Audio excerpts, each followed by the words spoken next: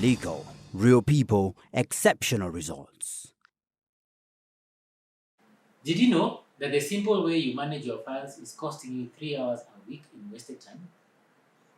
If you calculated your value per hour and are at 6,000 shillings or plus rate that I discussed a few weeks ago, that means your files are costing you 18,000 a week, or 72,000 a month, or more than 900,000 a year.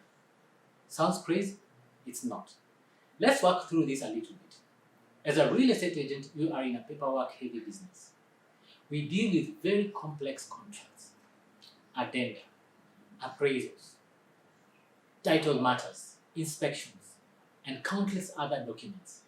We receive email after email with a document, requesting a document, changing a document.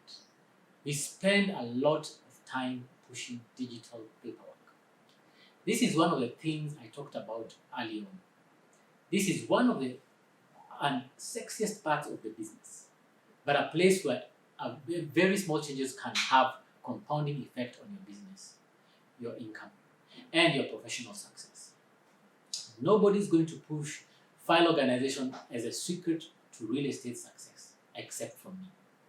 This secret will make you an enormous amount of money. Look at it this way. How many times a day do you touch a document? Whether that's putting together an offer, doing listing paperwork, responding to a request form from escrow or from your lawyers, or the lender or the other agent for a copy of their new addenda, or your client needing the earnest money receipt. If you're curious about this, track your time for 2 weeks. As part of that tracking, just make a quick mark each time you touch a document or a document is requested. I expect that if you did that for 2 weeks, you'll find that you touch a document more than 70 times a week, which really is just 10 times a day. Now, how long does this take on average? We tracked this and found that on average it was 6 minutes. You may think, well, 6 minutes isn't too long. Or you could think, why does it take a whole 6 minutes? There are two things there. For most agents, your documents live in your email. You send and receive everything through email. So that's a good place for them to live. When someone asks for a document, you go into your email, find the document, and send it to them. That's why it takes an average of 6 minutes. You've got to find it. Oh, and it's not always easy to find it. You don't remember which chain it was in, or exactly what it was called, or which version it is that you just found. But eventually, you find it, and guess what? 6 minutes is now gone. So let's look at this the other way. What if the average was cut to 3 minutes?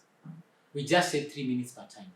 That's not much, but let's compound that 3 minutes saved 10 times a day is now 30 minutes. That's 3.5 hours a week, which is 102 hours a year.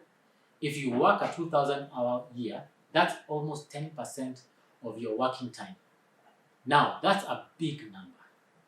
And at $300 an hour or 30,000 shillings an hour, that's over 5 million lost in revenue. Would you make some minor changes to your business to allocate your best asset so you are not losing 5 million Kenya shillings? I figured you might. Here is what you need to do. You've got to organize and name your files in an easy to use, consistent method that makes it easy to find exactly what you need, quickly and accurately every time. When someone needs something, you never have to go into your email to find it. Instead, you know exactly where it is, how to find it, and quickly send it to the person who needs it. The tiny change to your business will save you over 3 hours a week and 5 million Kenya shillings. If you're ready to make a change, check out the link to our blog that will walk you through exactly how to name your files and organize your information to save you almost 200 hours